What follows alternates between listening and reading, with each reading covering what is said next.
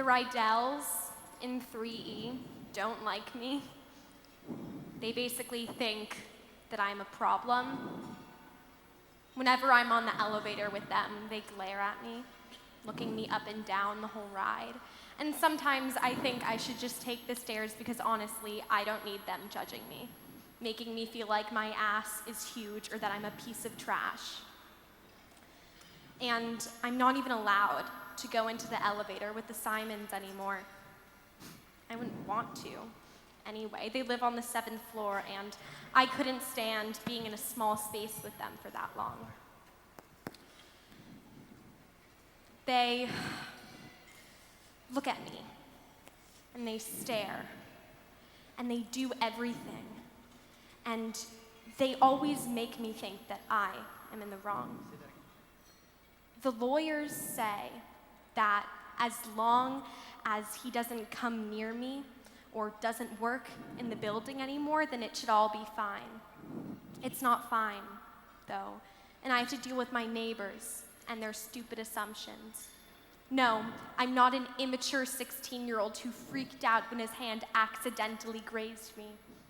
No, this is not me too gone crazy. No, this is not hysterical overreach because of Weinstein and Cosby and Matt Lauer. No.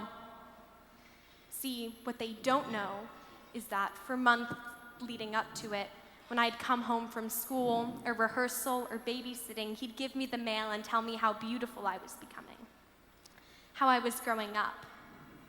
They don't know that on that day, when I came home and I forgot my keys and no one else was at home, he made me walk up the back stairs with him because he said the elevator was too slow. I live on the 8th floor. They don't know that he wouldn't unlock my door until I hugged him. They don't know how tight he hugged me.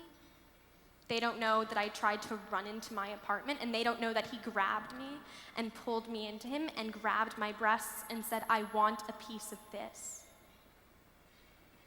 They don't know that I waited an hour in my apartment alone, sobbing, waiting for my mom to get home, and that I changed out of my skinny jeans into sweatpants because I was afraid I looked too sexy.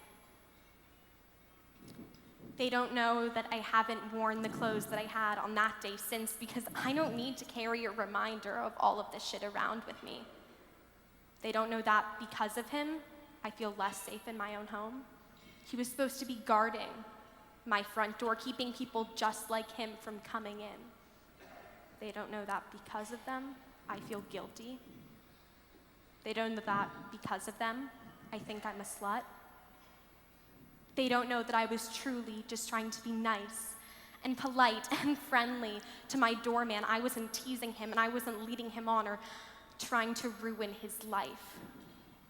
They don't know how hard it was to come forward, to tell my parents and to press charges. And they all blame me. Never him. Shame me. Never him. Shoot hurtful looks at me. Never him. They've pooled their money to cover his legal fees. They clearly don't know how hard I plan to fight, how hard I plan to defend myself. They don't know how much I value my right to safety in my own home, in my city, in my body. They don't know that no matter how awkward or sad or tired or ashamed or dirty I feel, I am also proud. I am proud of myself for not staying silent. That sense of self is what I carry with me when I step into my elevator and what I'm going to carry with me when I step into the courtroom. That is what I'm going to carry with me always. I tell her 10-year-old girls like to play tag. They go to school, they read chapter books and write their own stories in their little journals. They make bracelets from colored string or weave braids from flower stems. They run fast with the wind in their hair. They're scared of the dark sometimes. They still sleep with a favorite blanket or stuffed animal or a baby doll. I tell her they dance. I've been dancing We've had more help at home thanks to organizations like this one so I can go after school. It was hard at first, letting my body be alive, letting it move like it's free. I like sweating. I like being out of breath. I like being in the group of the other girls, all flinging ourselves like wild because we can. The beat pounds through us in a way that's electric. Pain can be electric too, but that's different. Being hungry shocks you. I know that very well. Toothaches shock you. That's something you probably understand. When my mother's boyfriend would come into my room and smother me and pin me down, every nerve in my body would spark on fire. I didn't know it was happening to me. I was only 7 and 8 and 9 years old. I just knew he was tearing me apart. That's why I told my mother. That's why she reported it to prosecutors. Only God knows why law enforcement did nothing. They didn't do anything, so he kept raping me. Then, at 10 years old, 4 feet 3 inches tall and 50 pounds, I learned that when your baby's ready to come out of your body, the contractions crack you open with the most electrifying pain. And you scream at the top of your lungs like the day you were born. When you're 10, childbirth shocks your body and breaks it. When my doctor told me I was pregnant, I didn't understand. I didn't even know how girls became pregnant. My mom cried more than I've ever seen her cry.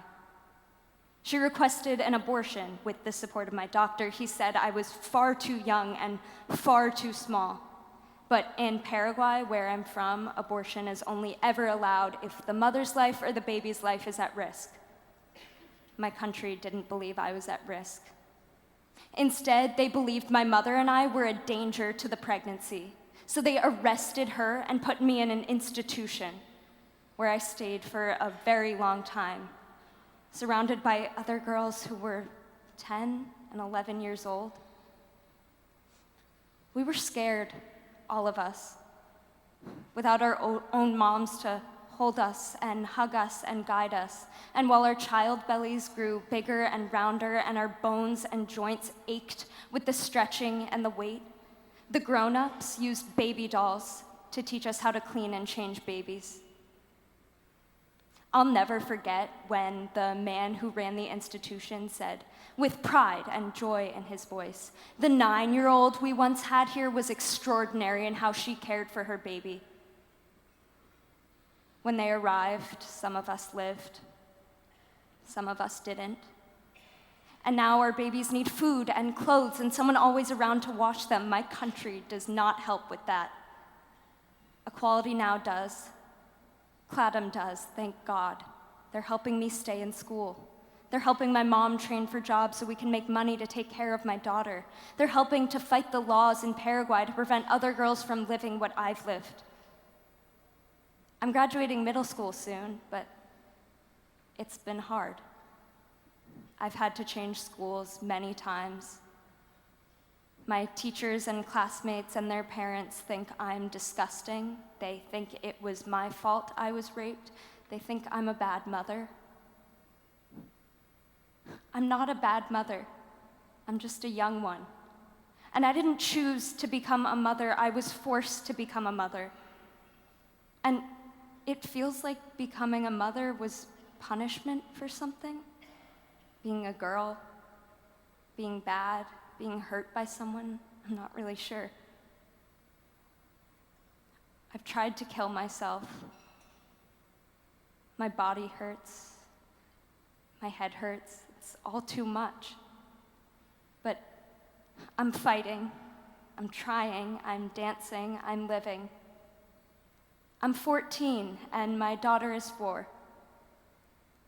When she's 10, I want her to play hide and seek.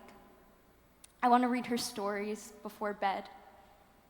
I want her to know her body is hers for her whole life. When my little girl is 10, I want her to be a child. As of today, this minute, it's up to 1,778,814 people. That's a bigger group of people that populate every town and city in France, except Paris. It's more than 10 times the population of Rouen, where I live. Picture that. It's like selling out the Los Angeles Coliseum. Over 22 times. 1,778,814 people around the world who know her name now. Noura Hussein, who know what she's lived now, who say no to her execution and yes to her human rights now.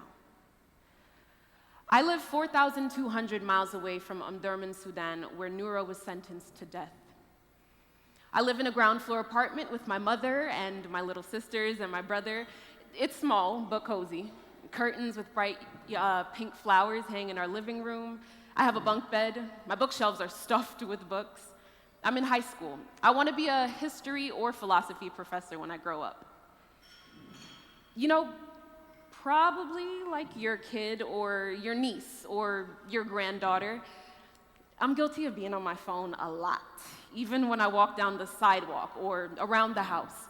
My mother asks how I can possibly see what's going on around me with my head stuck in Instagram or a text message or some article about Prince Harry and Meghan Markle or a blog post about a girl sitting on death row a continent away.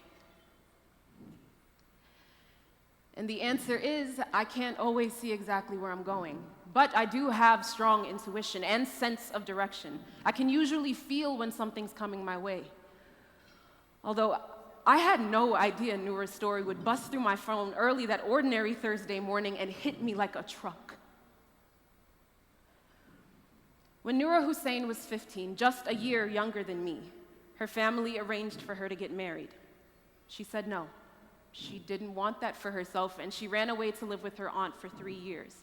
But finally, her father forced the wedding, and during her honeymoon, she refused to have sex with her husband.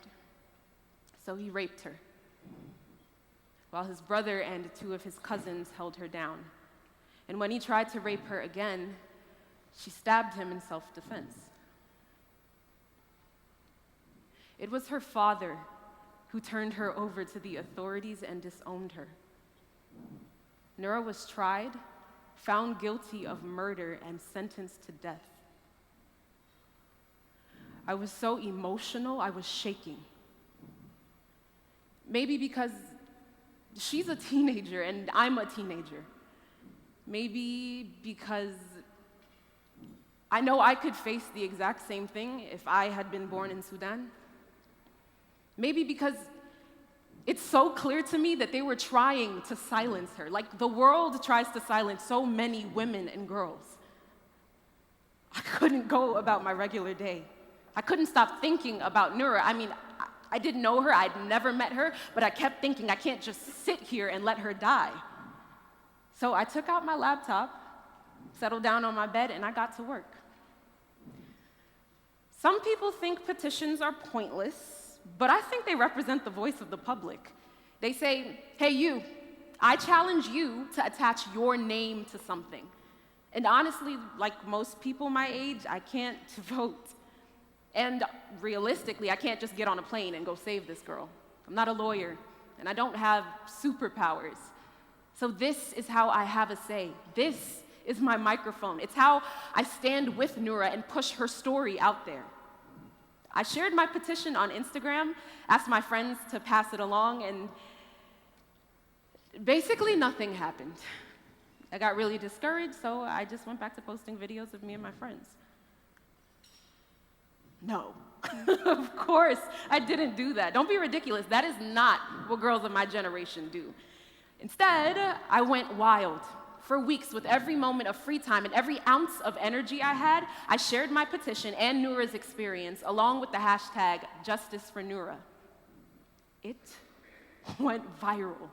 70 signatures suddenly turned into 700,000, suddenly turned into 1,778,814.